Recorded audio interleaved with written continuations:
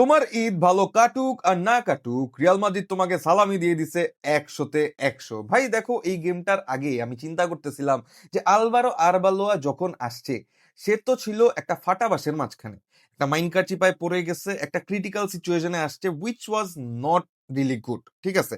কিন্তু তারপর যখন সেখান থেকে সে এমন একটা লাইন আপ রেডি করছে, এরকম একটা প্লেয়ারেবল টিম রেডি করছে যারা কিনা তার আন্ডারে ফ্লারিশ করতেছে, রেজাল্ট বের করে নিয়ে আসতেছে, এর উপর টিমের মাঝখানে যখন ইনজুর্ড প্লেয়ারদের রিইনফোর্সমেন্টও আসতেছে, ভাই ধরে নিতে হবে যে আমরা ভালো একটা ট্রান্সফরমেশন দেখতেছি, ঠিক আছে। আর এরকম সিচুয়েশনে তো অফকোর্স কোনো টিমই তোমাকে ছাড় দিবে না, কোনো টিমই তোমাকে কমফোর্টেবলি খেলতে দিবে না। আর এর উপর তো এটা মাদ্রিদ ডার্বি। আমরা যদি লাইন আপের দিকেই তাকাইতে যাই ভাই, আমরা অ্যাথলেটিকো মাদ্রিদের দিকে তাকাইলে আমরা দেখতে পারবো নামাইছে তারা Griezmann, Julian Alvarez, Simeone, all the important players were there other than Barrios, other than Oblak ইনজুরির কারণে বাইরে। কিন্তু রিয়াল মাদ্রিদের দিকে যদি আমরা তাকাইতে চাই ভাই, আমরা ওই জায়গায় দেখতে পারবো যে কারবাহাল এই গেমটা স্টার্ট করতেছে বিকজ ট্রেন্ট আলেকজান্ডার আর্নল্ড একটা শাস্তি পাইছে যে সে ট্রেনিং এ দেরি করে আসছে, এই কারণে তাকে এই গেমটা স্টার্ট করতে দেয় নাই। সি, এই গেমটা ইম্পর্টেন্ট, এই গেমটা ভালো important crucial game, important player দরকার, বাট এই সিস্টেমটা, এই অর্ডারটাও টিমের মাঝখানে দরকার। So which is a very good example. আর আদার দেন দ্যাট আমাদের মাঝখানে এই কোশ্চেনটা তো ছিল যে ভাই, এমবাপ্পে, জুড মোটামুটি সবাই যেহেতু ব্যাক করতেছে, তাহলে এখন লাইন আপের মধ্যে বলি কে হইতে যেতেছে? ব্রাহিম দিয়াস, থিয়াগো পিতার্স, চুয়ামিনি খেলবে, কামাভিঙ্গা খেলবে, কিভাবে কি করব, এই ধরনের কোশ্চেন মার্কস ছিল। বাট আদার দেন দ্যাট আমরা দেখতে পারছি যেহেতু আলভারো আরবালোয়া একটা সিস্টেম দাঁড়া করাইছে, সে ওই সিস্টেমে স্টিক করতেছে। আর এই জিনিসটা অনেক বেশি important from the coaches perspective, ঠিক আছে। এখন যদি আমরা এই গেমটাকে নিয়ে কথাবার্তা বলতে যাই ভাই, আমি কথা বলবো না মলিনার গোল নিয়ে, আমি কথা বলবো না ফেদেরিকো নিয়ে, আমি কথা বলবো না ভিনিসিয়াস জুনিয়রকে নিয়ে, আমি কথা বলবো এই রেফারিকে নিয়ে। ভাই এই রেফারি লুইস মুনুয়েরা মন্তেরা, তোমাকে আমি মনে করাই দিই যে এই রেফারিটা আসলে কোন রেফারি। এই রেফারি হচ্ছে কি সেই রেফারি যে কিনা জুড বেলিংহামকে লাল কার্ড দিছিল just because he said F U, ঠিক আছে। সে এই কথাটা বলার কারণে আমরা দেখতে পারছি যে রেফারির কাছে সে লাল কার্ড খাইছে। আর গতকালকেও তার এমন কিছু কন্ট্রোভার্সিয়াল ডিসিশন ছিল যেইটা কিনা নো ওয়ানস লাইকিং ইট, এবং সবাই ওপেনে তার ব্যাপারে ক্রিটিসিজম করতেছে। এখন এসেও সে একটা কন্ট্রোভার্সিয়াল ডিসিশন দিছে মাদ্রিদের এগেইনস্টে, যেইখানে সে মাদ্রিদের এগেইনস্টে ডিসিশন দেওয়ার কারণেই আগে ঝামেলার মাঝখানে পড়ছে, ঠিক আছে। আর এই ডিসিশনটাও কিরকম ডিসিশন, আমরা বলতে পারি যে ভাই ফেদেরিকো ভালভার্দের যে রেড কার্ডটা, in a way I can say that easily যে ভাই এটা একটা খুবই বাজে ট্যাকেল, এবং এটাতে ফেদেরিকো ভালভার্দে ইজিলি কার্ড খেয়েছে, ইজিলি সে ইয়েলো কার্ড খেয়েছে, পিছন থেকে আসছে, পায়ের মধ্যে পাড়া মারছে, দিস ইজ আ কার্ড। কিন্তু ইন নো ওয়ে যেখানে ফেদেরিকো ভালভার্দে আগে ইয়েলো কার্ড খায় নাই, সে একটা ডিরেক্ট রেড দিতে পারে। This is no way near a direct red card যেটা কিনা সে দিছে, এবং এটার জন্য তার ক্রিটিসিজম পাওয়াটা 100-100 প্রযোজ্য। কিন্তু এই আলাপ বাদ রেখে যদি আমরা খেলার দিকে তাকাইতে যাই ভাই, শুরুতে আমরা প্লেয়ারদেরকে নিয়ে কথাবার্তা বলি because this is fun, this is very fun. তুমি যখন দেখবা যে তোমার টিমের প্লেয়াররা ভালো ফুটবল খেলতেছে, ইউ লাভ অ্যাপ্রিসিয়েটিং দেম। আর এখানে আমি শুরু করব আন্দ্রে লুনিনকে দিয়ে। ভাই দেখো, আন্দ্রে লুনিন হয়তো এই গেমের মধ্যে 2টা গোল খাইছে, এবং একটা গোল সে হয়তো যদি অনেক ভালো সিচুয়েশনে থাকতো সেভ দিয়ে ফেলতে পারতো, কিন্তু মলিনারটা ওয়াজ ব্যাঙার। তো তারপরও সে এই গেমের মধ্যে যেরকম পারফরমেন্স দিছে, এবং শেষের দিকে যখন মাদ্রিদ প্রেসারে পড়ে যাওয়ার পরও he saved couple of you shots যেগুলা কিনা ইম্পর্টেন্ট ছিল, কম্পোজার দেখাইছে throughout the game. Madrid ওকে যেভাবে ভরসা করতে পারছে, এবং সামনের গেমগুলোতেও করতে হবে অফকোর্স, কারণ থিবো কোর্তোয়া ইজ ইনজুর্ড। তো সেই জায়গা থেকে আন্দ্রে লুনিনের জন্য this is a very solid game, কারণ Madrid derby is never gonna be easy, যেখানে একটা প্লেয়ার আমাদের জন্য এতটা টাইম ধরে খেলে কিন্তু হি is not a regular starter, say game time পায় না। তো সেই জায়গায় মাদ্রিদ ডার্বিতে কামিং লাইক দিস, যেখানে দ্য গেম ইজ হিটেড, সেই জায়গায় এরকম পারফরমেন্স দেওয়া আই রিলি অ্যাপ্রিসিয়েট। আমরা যদি আমাদের সেন্টার ব্যাক পেয়ারিংটা নিয়ে কথাবার্তা বলতে চাই, ভাই দেখো মাদ্রিদের সেন্টার ব্যাক নিয়ে সবসময় গ্যাঞ্জাম চলে, মাদ্রিদের সেন্টার ব্যাক নিয়ে সবসময় একটা টানা হেঁচড়া চলে যে না, সেন্টার ব্যাক কাজ করতেছে না।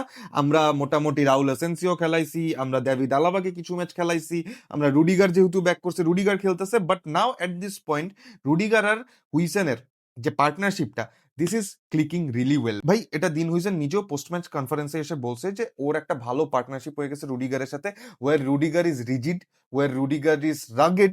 সে অনেক বেশি সলিডিটি দেয় টিমের মাঝখানে, আর সেই জায়গায় ফ্লেয়ারটা দেয় হচ্ছে গিয়ে দিন Huijsen with his ball playing ability, with his long balls ability, with his 1v1 situations. ভাই দিন হুইজেনের যে রিভাইভালটা আমরা দেখতে পারতেছি, সে মাঝখানে একটা ক্রিটিসিজমের মাঝখানে পড়ে গেছে। আমরা আসেনসিওকে লিটারালি ওর উপর প্রিফার করতেছিলাম, সেই জায়গায় বোর্নমুথ থেকে যে তাকে আমরা নিয়ে আসছি এত টাকা খরচ করে, নাও এট দিস পয়েন্ট সে এই জিনিসটা আমাদেরকে বুঝাইতেছে যে না, আমি অ্যাকচুয়ালি রিলায়েবল, এবং সে রিলায়েবল পারফরমেন্সই দিতেছে। সে সাকসেসফুল সবগুলা লং পাসেস দিতে পারছে, সে 7টা রিকভারি করছে, তার 100টার উপরে টাচেস আছে, 90%-এর উপরে পাস সাকসেসফুল রেট আছে। তো সব হিসাবে আমরা যদি বলতে চাই আমাদের সেন্টার ব্যাক পেয়ারিংটা ইজ ডুইং গুড। আমরা যেই 2টা গোল খাইছি, আমরা যেই গোলটা খাইছি ইসের লুকম্যানের, সেটা নিয়ে আমরা কথাবার্তা বলতে পারি যে ভাই ওই গোলটা আমাদের খাওয়া উচিত হয় নাই। সেখানে লুকম্যান নিজেই নিজের জন্য গোলটা বানাইছে, সিমিওনের একটা ব্যাক হিল আসছে, এই জায়গায় অ্যাওয়ার থাকা আমাদের দরকার ছিল। But then again this was a nice goal, এটা নিয়ে তুমি কিছু বলতে পারবা না, ঠিক আছে? আমরা যদি আমাদের ফুল ব্যাক অপশনসগুলো নিয়ে কথাবার্তা বলতে চাই, ভাই দেখো কারবাহাল নি ইনজুরিতে পড়ছে, এবং সেখান থেকে যেহেতু ব্যাক করছে তার বডি থেকে অনেক মাসল মাস চলে গেছে। He is not proper Carvajal right now. But then again এই জায়গায় আমি যদি মাদ্রিদের এখন ফুল ব্যাক অপশনে কাউকে প্রিফার করি, that's gonna be Trent Alexander Arnold. With all due respect to Carvajal, তার এই টিমের মধ্যে থাকা দরকার, কারণ সিনিয়র প্লেয়ার লাগবে। Probably Carvajal is the final player of that set of players যারা কিনা মাদ্রিদের পিক দেখছে। তো সেই জায়গায় চিন্তা করতে গেলে ওর লিডারশিপটাও দরকার আছে। বাট এই গেমের মধ্যে ট্রেন্ট আলেকজান্ডার আর্নল্ড যে ক্যামিওটা দিছে, ঠিক আছে, দ্যাট ইজ ইম্পর্টেন্ট। ধরো তুমি বেঞ্চ থেকে এমন একটা প্লেয়ারকে নিয়ে আসতেছো যে কিনা তোমার জন্য ক্রিয়েট করতে পারে, তো সেই জায়গায় you just not getting fresh legs, তুমি অপোনেন্টের জন্য একটা এক্সট্রা থ্রেটও পেয়ে যাইতেছো। তো দিস ইজ ইম্পর্টেন্ট, যেটা কিনা ট্রেন্ট প্রোভাইড করে মাদ্রিদকে। এবং সে যেই বল ক্যারি করে ভিনিসিয়াসের ফাইনাল গোলে যে অ্যাসিস্টটা দিছে, দ্যাট ওয়াজ লুক্রেটিভ, ঠিক আছে? ও যদি এই ধরনের চান্স বানায় দেয় তোমাকে বেঞ্চ থেকে এসে, যেখান থেকে ভিনিসিয়াস গোল স্কোর করতেছে, ভাই তোমার আর কি লাগে? We can of course talk about Fran Garcia. ভাই দেখো ফ্রান গার্সিয়াকে নিয়ে অনেক কোয়েশ্চেন্স আছে। এই গেমটাও তার আমার মন মতো যায় নাই, কারণ দেয়ার ওয়ার চান্সেস যেগুলা কিনা অ্যাটলেটিকো মাদ্রিদ বানাইছে, দেয়ার ওয়ার সিচুয়েশনস যেখানে ফ্রান গার্সিয়া গট বিটেন সিমিওনেকে দিয়ে, তারপর লরেন্তো ওভারল্যাপ করতেছিল, সে 1v2 সিচুয়েশনে পড়তেছিল, তারপরও এই গেমের মধ্যে সে যে কম্পোজার দেখাইছে, আই লাইকড ইট। ভাই দেখো আমি একটা প্লেয়ারকে নিয়ে যতবার কথা বলবো সেটা কম হবে, দ্যাটস থিয়াগো পিতার্স। থিয়াগো পিতার্সকে নিয়ে আমি কেন কথা বলতেছি এবং কেন কথা বলবো না, দেখো থিয়াগো পিতার্স এই টিমের মধ্যে হয়তো the best set of player না, ঠিক আছে? থিয়াগো পিতার্সের যে স্কিল সেট আছে সেইটা হয়তো ফেদেরিকো ভালভার্দের সমান না, চুয়ামিনির সমান না, হয়তো অন্য কোনো মিডফিল্ডারের সমান না, কিন্তু এই টিমের মধ্যে যেই জিনিসটা দরকার সেটা থিয়াগো পিতার্স দেয়, সেটা হচ্ছে গিয়ে বিঙা ইঞ্জিন। তুমি দেখবা থিয়াগো পিতার্স এই গেমের মধ্যে যতক্ষণ ছিল, মাদ্রিদ গোল খাওয়ার পরেও মাদ্রিদ কন্ট্রোলে ছিল, মাদ্রিদ পজিশনালি কন্ট্রোলে ছিল, মাদ্রিদ প্রেস করতেছে। Thiago Pitarch is a very good presser. সে মাঝে মধ্যে আউট অফ পজিশন গিয়ে রিস্কি ওয়েতে প্রেস করে, but that is fruitful as well, কারণ মাদ্রিদের টিমে খুব বেশি প্লেয়ার নেই যারা কিনা অ্যাগ্রেসিভলি প্রেস করে। এই গেমের মধ্যে অ্যাগ্রেসিভলি প্রেসের একটা ভালো নমুনা আমরা দেখতে পাচ্ছি ফেদেরিকো ভালভার্দের। কিন্তু আমি থিয়াগো পিতার্সের কথাটা শেষ করি। ভাই থিয়াগো পিতার্স এমন একটা প্লেয়ার, সে যখন এই টিম থেকে চলে গেছে সাবস্টিটিউশন হয়ে, তখন আমরা দেখতে পারছি যে অ্যাটলেটিকো মাদ্রিদ আমাদের উপর হেভি হচ্ছে, তারা চান্স ক্রিয়েট করতেছে, মলিনা ওই রকম স্কোপস পাচ্ছে যে সে শটটা নিতে পারছে এবং সেখান থেকে একটা গোল হয়েছে। যদি থিয়াগো পিতার্স ওই জায়গায় বহাল থাকতো, ভাই মলিনা এরকম ফ্রি ভাবে শটটা নিতে পারতো না, কারণ হি ইজ সামওয়ান যে কিনা হয়তো বেস্ট ড্রিবলার না, হি ইজ সামওয়ান হয়তো বেস্ট চান্স ক্রিয়েটার না, but he is a nasty বলার যে কিনা তোমার জন্য পুরা ম্যাচ দৌড়াইতে পারে। আরেকটা প্লেয়ার যে কিনা পুরা ম্যাচ আমার জন্য অফকোর্স দৌড়াইছে, দ্যাটস আর্দা গুলার। ভাই আর্দা গুলার এই সিজনটা এত সাইলেন্টলি অ্যামেজিং খেলতেছে। সে চ্যাম্পিয়ন্স লিগের সবচেয়ে বেশি চান্স ক্রিয়েট করছে, সে এখন পর্যন্ত লা লিগাতে সবচেয়ে বেশি চান্স ক্রিয়েট করছে, আহেড অফ লামিন ইয়ামাল, যে জিনিসটা আমার কাছে খুব ক্রেজি লাগছে। ভাই দেখো তুমি আর্দা গুলার যে পরিমাণ ম্যাচুরিটি দেখাইতেছে তার খেলার মাঝখানে, ফেদেরিকো যেহেতু আরো বেশি অ্যাটাকিংলি সেন্ট্রালি প্রোগ্রেস করতেছে, আর্দা ইজ দ্য ওয়ান যে কিনা টেম্পো কন্ট্রোল করতেছে উইথ আ ইঞ্জিন। যখন তোমার এরকম একটা প্লেয়ার টেম্পো কন্ট্রোল করে, you will be absolutely loving the game. Bhai, if we talk about Federico Valverde, Fede Valverde almost scored a similar goal. তুমি যতবার ফেদেকে হচ্ছে গিয়ে ওই অ্যাটাকিং সেন্ট্রাল পজিশনের ফ্রিডমটা দিবা, ও তোমার জন্য এই এনার্জিটা ক্যাপিটালাইজ করবে। এই গেমের মধ্যে আমরা ফেদেকে যে গোলটা পাইতে দেখছি, that's out of his press, তাই না?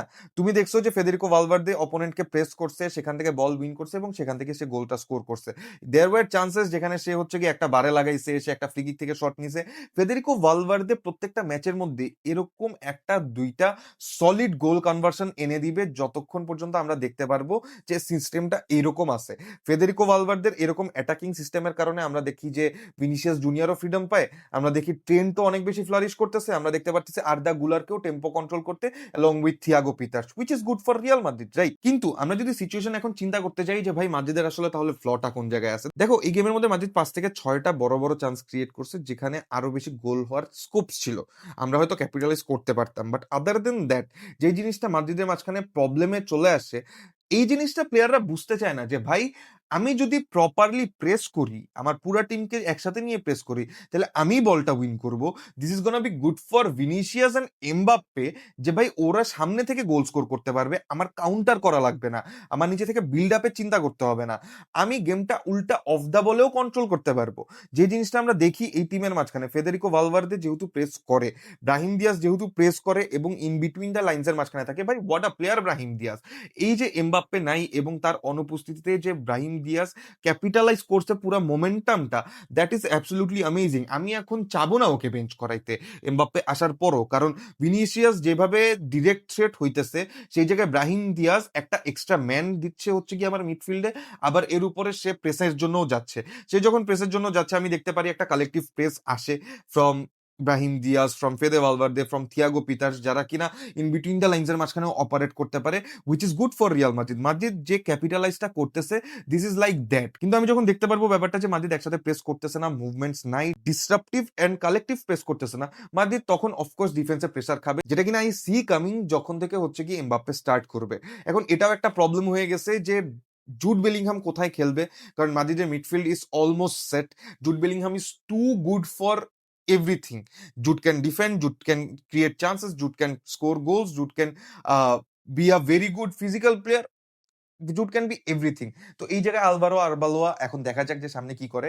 সামনে তো আবার ইন্টারন্যাশনাল ব্রেক আসতেছে, আমরা সেটা নিয়েও কথাবার্তা বলবো। কিন্তু এখন যেরকম সিচুয়েশন মাদ্রিদের জন্য অনেকখানি হচ্ছে গিয়ে ভালো একটা পজিশনে মাদ্রিদ আছে, 4 পয়েন্টের ডিফারেন্স আছে, সামনে একটা ক্লাসিকো আছে, বার্সা অ্যাথলেটিকোর এগেইনস্টে খেলবে, বার্সারও কিছু ফ্লজ আছে, কিন্তু Barca is over powering. But দেখা যাক যে এখন সামনে কি হয়, লিগটা কতদূর কি যায়। আমরাও বায়ার্নের এগেইনস্টে খেলবো, বায়ার্নের এগেইনস্টে খেলতে নামার আগে আমাদের এই ডিসিশনটা আসলে চলে আসা উচিত যে ভাই এমবাপ্পে স্টার্ট করবে কি করবে না, আমরা সিস্টেমটা আসলে কিভাবে নাড়াচাড়া করতেছি।